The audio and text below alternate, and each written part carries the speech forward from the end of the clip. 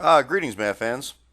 All right, so today we are going to do day two, and it's basically just creating a lot of different graphs, okay? And it's understanding how to find the graphs, how to find the domain and the range of the graphs, how to find the symmetry of the graphs.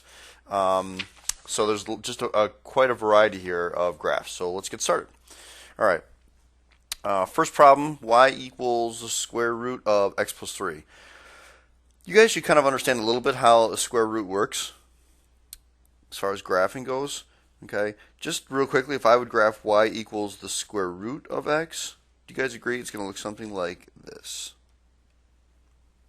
All right, just kind of a good understanding here, because as x gets bigger, y gets bigger too, but not as fast.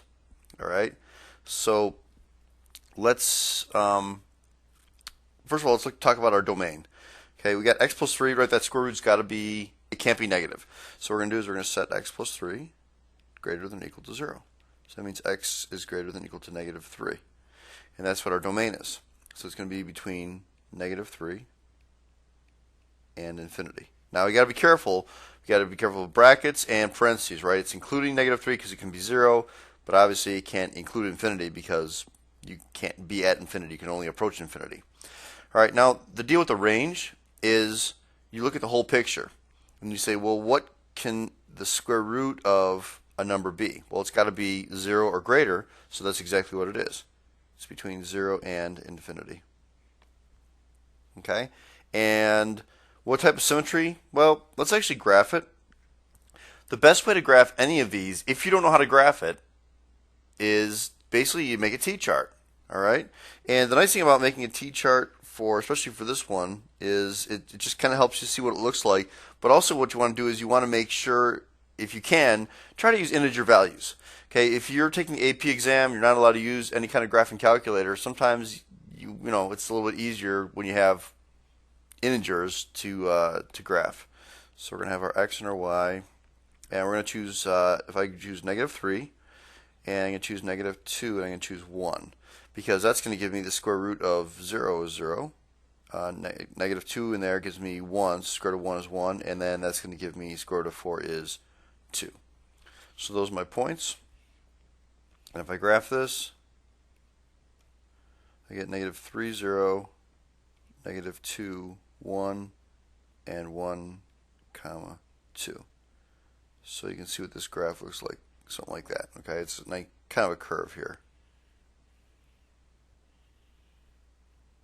All right, so kind of getting just an idea what that looks like. Now, look at the symmetry. What is it symmetric about? It's none, right? There's no symmetry here, so it's none. All right? All right, number 2. So again, we're going to define our domain. We're going to set 2 minus x to greater than or equal to 0. So negative x is greater than or equal to negative 2. Don't forget when you divide by negative, you switch around the inequality. So x is less than or equal to 2. All right?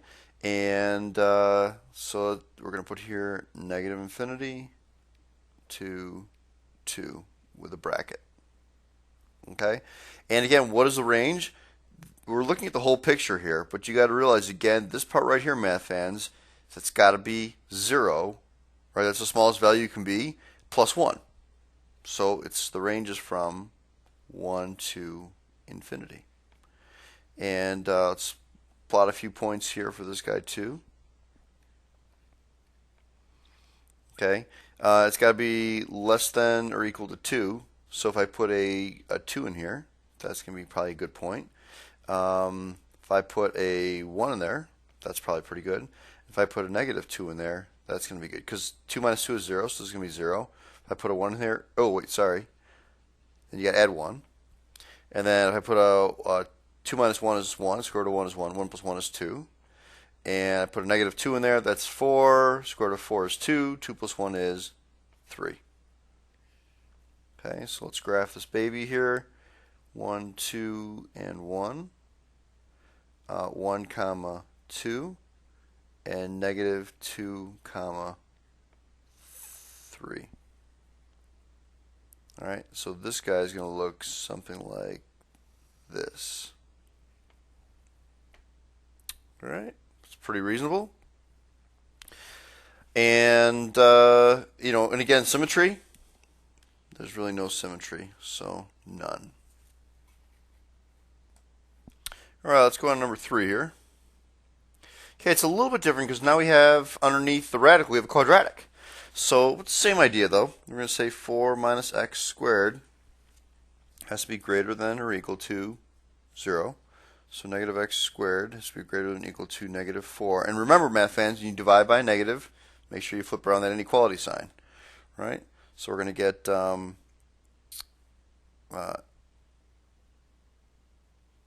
x squared is less than or equal to 4.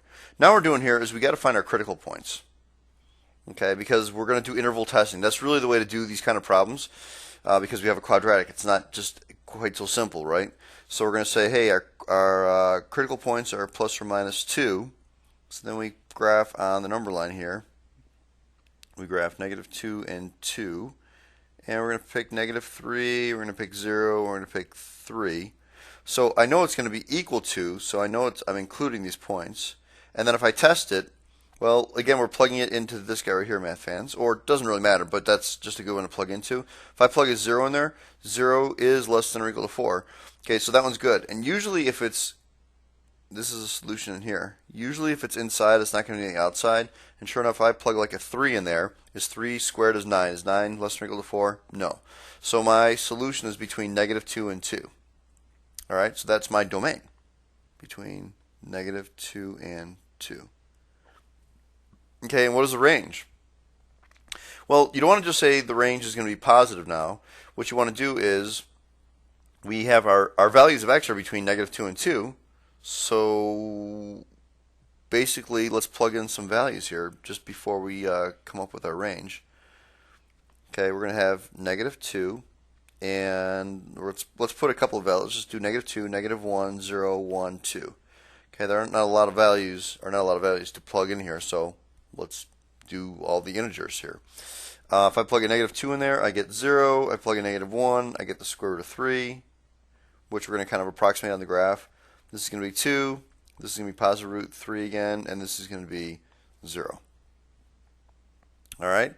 And so I can kind of see, it looks like it's going to fluctuate between, we have 0 and 0, but it goes up to 2.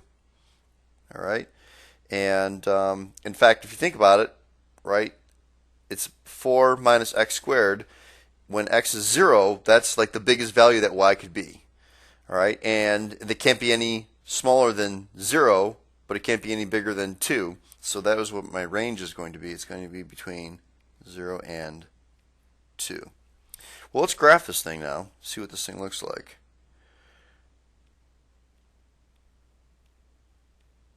Negative 2, 0. Negative 1 root 3, that's about right here. And then 0, 2. And then 1 root 3. And 2 comma 0. Ah, very interesting. So this is what the graph looks like. Roughly. Okay?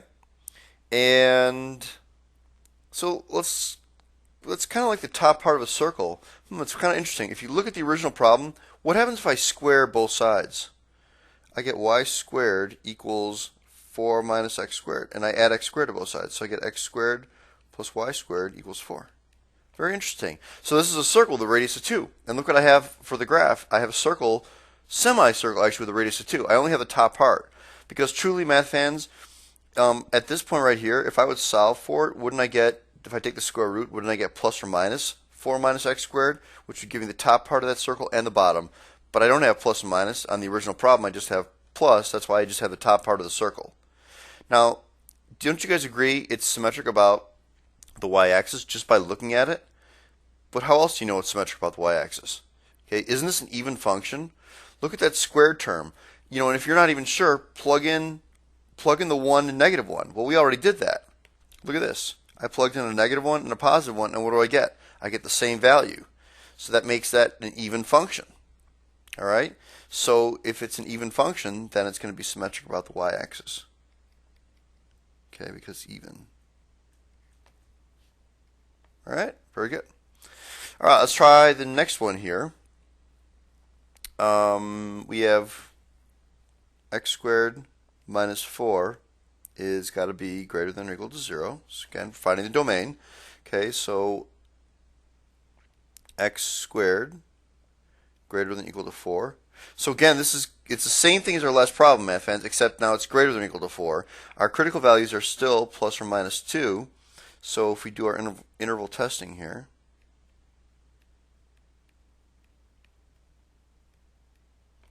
right, we're going to plot these points here, those points there, and then which one works? Well, the 0 doesn't work, so it's actually on the outside. That's our answer. Okay, so our domain is actually between negative infinity and negative 2, and that's a bracket union positive 2 to positive infinity. All right, does that make sense? Okay, and again, it's including those values because, you know, you can have the square root of 0. It's fine. Okay, so let's look at our range now. It's kind of the same thought here is as before, right? Before it was between negative 2 and 2. Well, now I'm actually all the way from negative infinity. So what can happen with that? Can't this value get, let's ignore the negative just for a second. Can't that x squared minus 4 under the square root, can't get that huge, bigger and bigger and bigger and bigger and bigger, right? All right, so the smallest value can be is when x is 2, then it's going to be a 0. And then it's like saying negative 0 or just 0. All right, but it can't, this value, let me just highlight this here. This value has to be greater than 0, right, under a radical. So what does that negative do? That makes all those values negative. So my range is actually between negative infinity and 0. Okay, and what's the symmetry? It's the same thing for the symmetry. The symmetry is going to be the y-axis because, again, this is even. It's an even function. Same deal. Now, if I graph this, I'm not going to make a t-chart just because I'm not going to make a t-chart for all these guys, but this is kind of what it's going to look like. We have our 2 points here. Those 2 points, 2, 0, and negative 2, 0. But what's going on with this is it's going to look like this.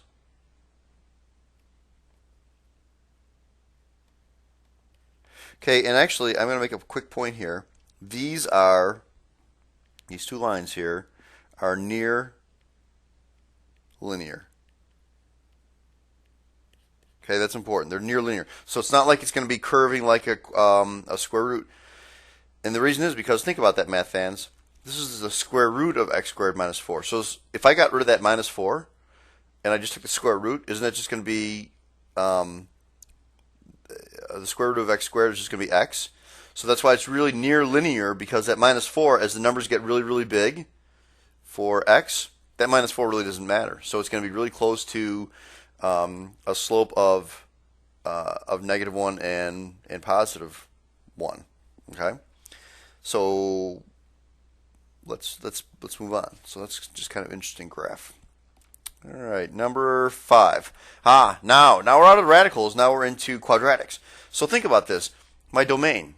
What restrictions do I have for x? I don't have any restrictions, right? It can be any number because there's nothing to restrict it. There's no radical. There's no rational function. So my domain is between negative infinity and infinity. Okay, now as far as the range goes, what you want to do with the range is, it's not a bad thought. I know this graph is gonna it's going to be a parabola. It's going to open up. Let's find the vertex. I think for all these quadratic problems, finding the vertex is important, because then you can see, gee, where's the minimum point, and does it go up? Does it go down? Is it a maximum point? Whatever. So if I find the vertex, this is in vertex form, by the way, because this is y is equal to x minus h squared plus k, right, where h comma k is the vertex. Okay, so that means this vertex is going to be negative 1 comma 0. That's my vertex. So if I would just really come up with a quick sketch here, math fans, negative 1 comma 0 is here. So that's my graph, right? And so what's the range? Well, the range is from 0 to infinity. Okay, and does it include infinity, or does it include 0? Well, of course it does, right? So it's going to be from 0 to infinity. And symmetry, what is this symmetric about? Okay, well, look at the graph. This is obviously not symmetric about the y or x-axis. In fact, if I plug a value in, it wouldn't be, because in fact, if I expand that, wouldn't that be x squared plus 2x plus 1? So that's neither even nor odd, but it is symmetric about x equals negative 1. Because isn't that the axis of symmetry? Remember, to find the axis of symmetry, you set x equal to the x coordinate of the vertex. So that's how I get x equals negative 1. Okay, so it's symmetric about x equals negative 1. All right, so just a couple little things there, but parabolas definitely you want to look for that for the vertex. Okay, so let's move on to number 6. Same thought, it's another parabola, but I think it's nice if I write it this way in descending order, negative x squared plus 4. Okay, I know it opens down. It kind of is in vertex form. And the only reason I say that is because it's you get the plus 4. I could rewrite this. I could write it with parentheses, so negative x plus 0 squared plus 4. Okay, it's just kind of an odd way to write it. Or you remember to find the vertex is also opposite of b over 2a. Okay, that's to find the x coordinate. And b, of course, is 0. So my vertex for this problem is going to be 0, 4. And okay, let's go with our domain here real quickly. Of course, it's going to be negative infinity to infinity because there's no restrictions here. 0, 4 is right here, and you guys agree it's negative, so it's going to open down. Okay, so that's my range is going to be from negative infinity to 4. Negative infinity to 4 with a bracket. And of course, you can look at this problem and you say, oh, okay, the axis of symmetry, which is what is it symmetric about? Axis of symmetry is x equals this value here, so it's x equals 0. Or another thing you can look at is, how about saying, is this an even function? Well, it sure is, because you have an x squared and you have a 4x to the 0, so it's an even function. So it's also the axis of symmetry is the y-axis, which actually are one and the same for this problem, right? The y-axis and x equals 0, but just two ways of getting your line of symmetry. All right, number 7. Y equals x cubed. Again, no restrictions, right? So negative infinity to infinity. Okay, range. Well, if you think about it, you can make a t-chart, but look at this. This is what the graph looks like. Right? So when it's negative, it goes bigger and bigger negative, and when it's positive, it goes bigger, bigger positive. So the range is between negative infinity, positive infinity. Okay, symmetry. Well, you're kind of looking at it going, but look at that exponent, man. That exponent is an odd exponent. So this is an odd function, so it is symmetric about the origin. Okay? Pretty mellow. That was a pretty easy one. All right, let's go to number 8. It's an absolute value problem. Very similar to quadratics. So I got to find my vertex, right? And this is kind of the same form. Y equals x minus h plus k, where h comma k is the vertex. All right. So my vertex for this guy here is going to be 2, 0.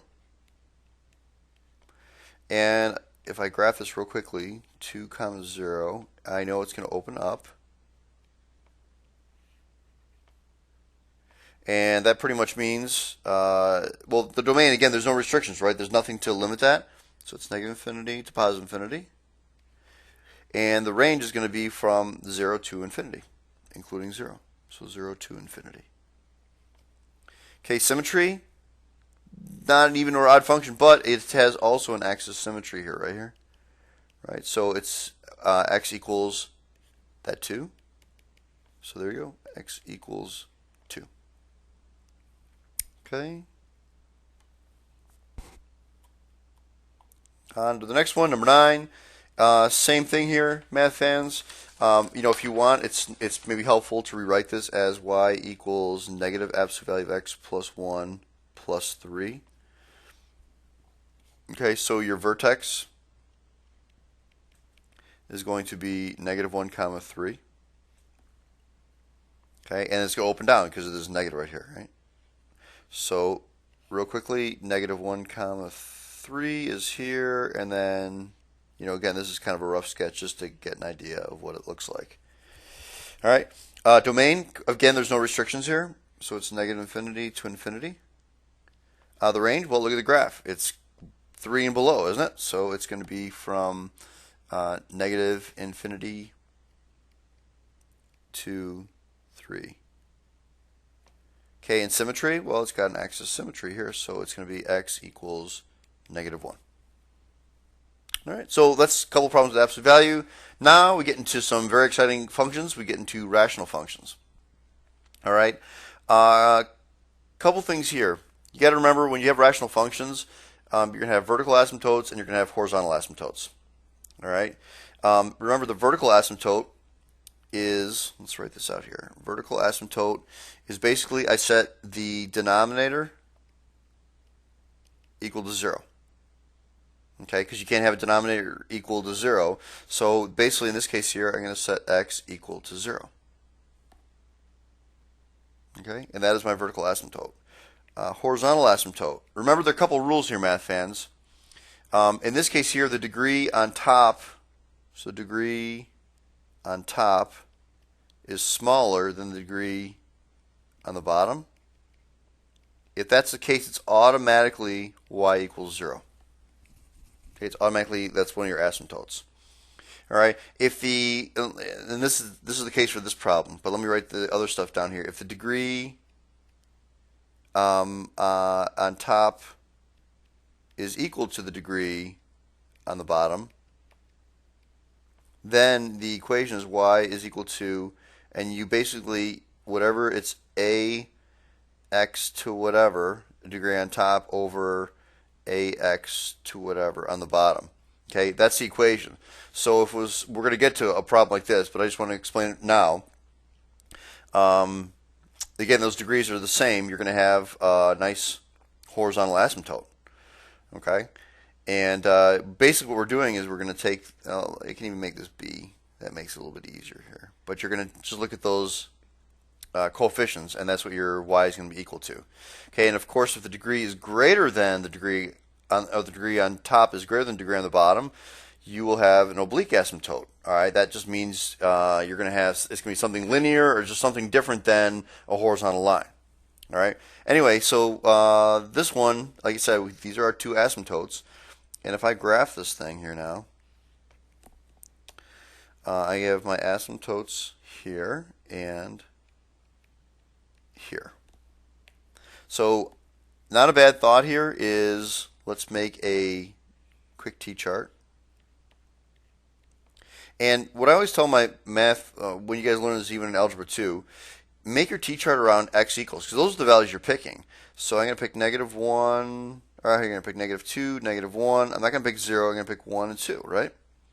So if I plug those values in, I get -1/2, I get -1, I get 1, and I get 1/2. Okay? And, again, that just kind of helps you figure out approximately what the graph is going to look like. So if I plot -2, let me put some tick marks on here. So -2, -1/2 is here. -1, -1 is here. 1, 1 is here. And 2, 1/2 is here. So this math fan just kind of gives you a general idea. You're going to need a curve like this. And like this.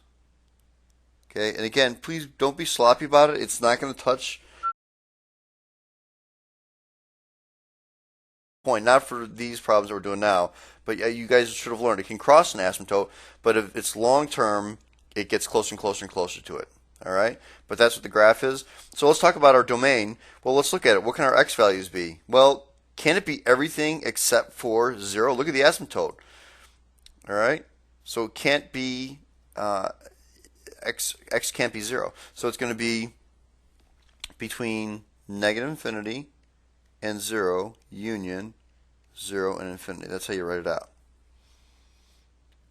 All right, because x it's preventing it from being 0. Okay. What about a range? Well, isn't the range the same thing? Okay, because y can't be 0. All right. So it's going to be the same thing. Negative infinity to 0 union 0 to positive infinity. And what about symmetry? And you're like, oh man, what is this? What is the symmetry? And let's actually look at those points we just picked. If I plugged in a 2 and a negative 2, I got negative 1/2 and positive 1/2. And I plugged a negative 1 and a positive 1, I got negative and positive. So what does that equal to, right? When you plug in the opposite values, if you get opposite answers, like I said, the 2 gives you a 1/2 and the negative 2 gives you a negative 1/2, this is what? It's an odd function. So it's symmetric about the origin.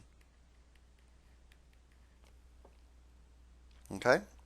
All right, so let's move on to the next guy here, number 11. Again, we're going to get our vertical asymptote. And the vertical asymptote, that's easy. It's just x minus 3 equals 0. So x equals 3. That was easy. And the horizontal asymptote, now the degree on top is the same as the degree on the bottom, so it's not automatically y equals 0. It's y equals 2x over x.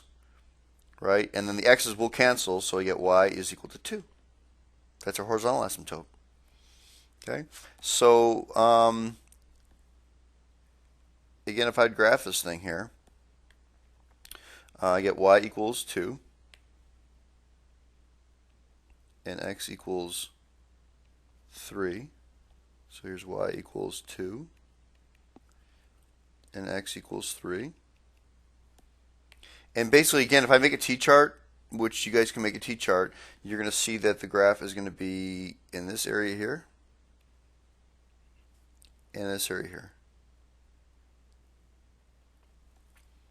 Okay? And again, what's my domain? Remember, x can't, we're looking at this line right here. Let me highlight this guy. Right? X can't be equal to that value. Okay? So what you're going to do is you're going to say negative infinity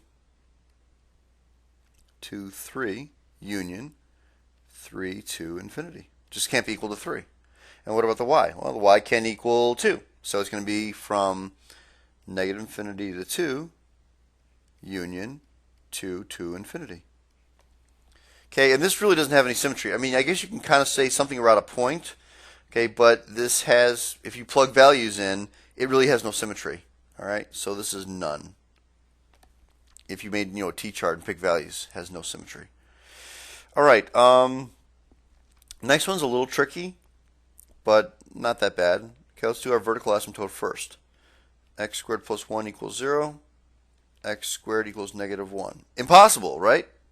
Don't have imaginary solutions. So this one is none. There are no vertical asymptotes. Okay, horizontal asymptote. It's y equals, right, x squared over x squared. So y equals 1. That's a horizontal asymptote. Okay, and if I sketch this now, let's kind of make this big here. This is a value of 1 here, right? There's an asymptote right here,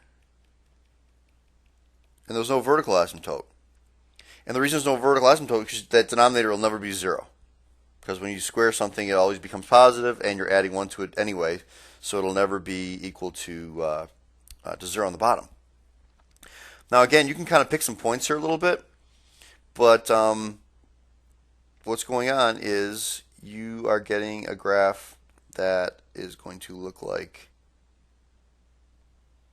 this. Right? And if you notice, when it gets closer and closer to an asymptote, it approaches it, right? So it's never touching it, but it's actually, in the long term, don't you guys agree, in the long term, it's almost like a horizontal line? Well, look at the original problem. See how you have an x squared and an x squared plus 1 on the bottom? Well, that 1, when x gets really big, like let's say you just make it when x squared is, 1,000, and you square the 1,000. I mean, it just gets to be an enormous number. So you might have a million over a million plus 1. So a million over a million plus, or a million and 1 is really, really close to y equals 1. That's why in the long term, that's going to be a nice, close to a horizontal line because it's just so close to y equals 1. All right. So our domain is all real numbers, right? So it's negative infinity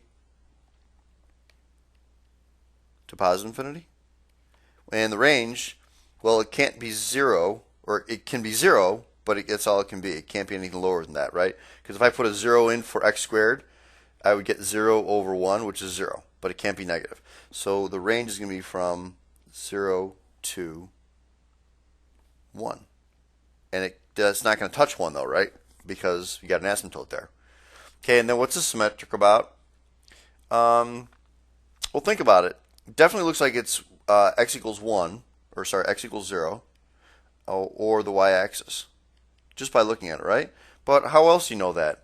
Well, look at the x squareds, math fans, right? Isn't this also an even function? Sure is.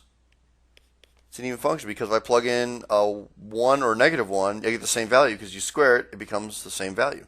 So that's why it is symmetric about the y-axis, or x equals 0. All right, 13. Now we're into piecewise functions. And some of you guys are going, oh man, piecewise functions, these are brutal. And they're really not that brutal. So let's actually do the problem here.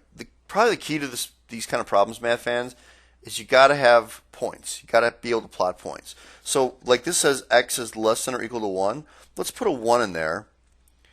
So if it's 1 comma, if I put a 1 in there, I get 1 squared is 1 plus 1 is 2. So that's a point I'm plotting. Well, I have 2 points to plot here because x is between 1 and 3. So if I put a 1 in here, I get 1 comma 2 also. And if I put a 3 in there, I get 6. So I get 3 comma 6. Okay, and then this guy here, if I put a 3 in here, 9 minus 3 is 6. So it's 3 comma 6. Now this is a continuous function, and the reason it's continuous is because here's a 1, 2, and here's a 1, 2. And then it goes to 3, 6, another 3, 6. Well, that's great. Well, let's plot some points now.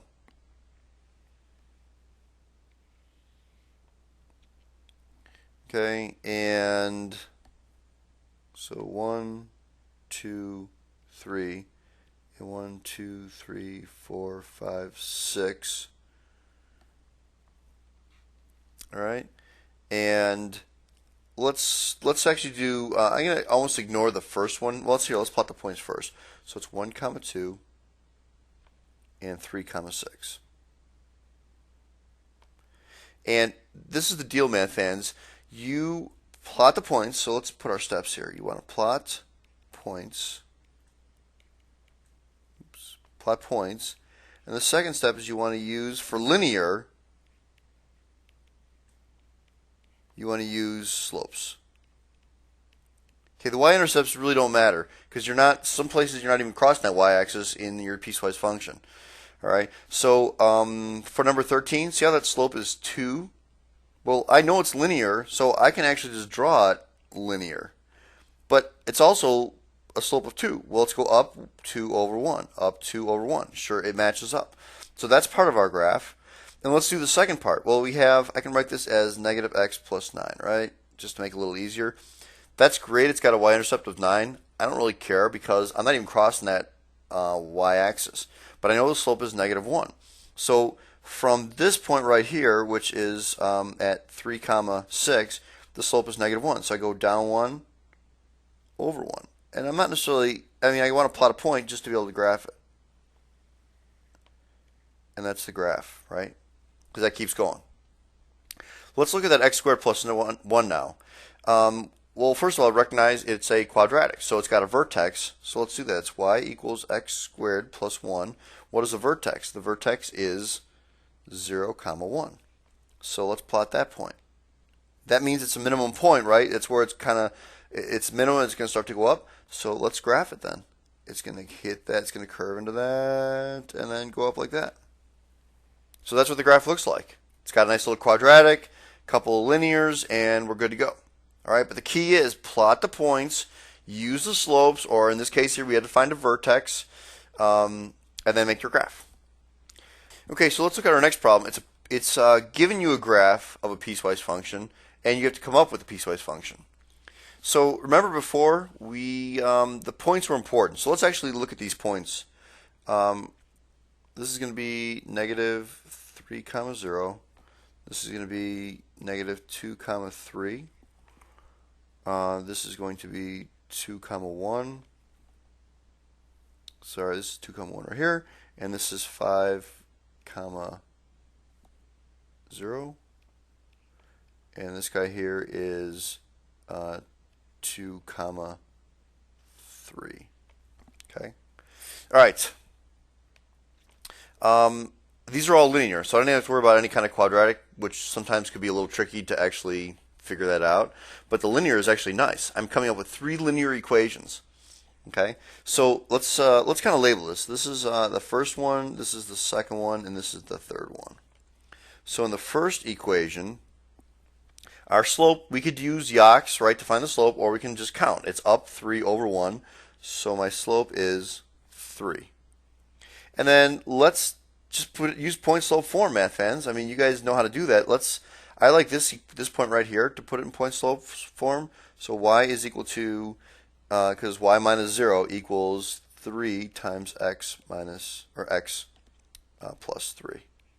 So y equals 3x plus 9. Okay, that's that equation. So that's good. Let's do the second equation. Well, that's really easy. That's a horizontal line. So isn't that just y equals 3? Okay, and then the third equation, again, we can just count. It's down 1 over 3. So our slope is negative 1/3. And I want to use that 5, 0 because I like that one. It's very friendly, and it don't have any value with the y. So it's y minus 0 equals negative 1/3 times x minus 5.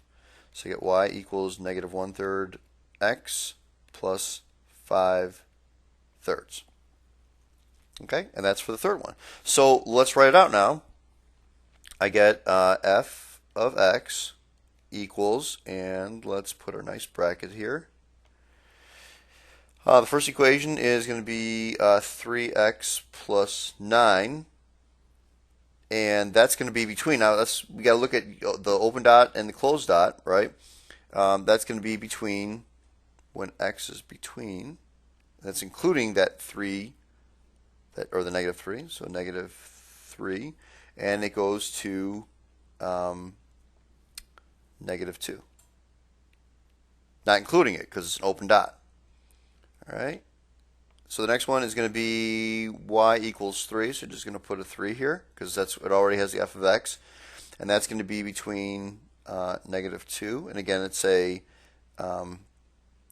open dot, so it's less than x, and it's closed out at the other end, so less than or equal to 2. All right, and then the next one is going to be negative 1/3 x plus 5/3, and that's going to be between 2, and that's an open dot there, x less than or equal to, and that's a closed dot, so 5. Okay, and that's your piecewise function. So that's not bad. Just make sure a couple things again with the piecewise function. You figure out what each line is, okay, and then these are your equations right here, and then of course you have your inequalities to see there between what and what. And then don't forget this guy here. That's your original function, f of x equals, and then you have your bracket there too. All right. Anyway, that's kind of the deal with this worksheet. It's got a lot of stuff to it. But especially finding your domain and range, just kind of look at the function in general, and understand if it's a square root, you have more of a restriction, or if it's a rational function, you have more restriction for the domain.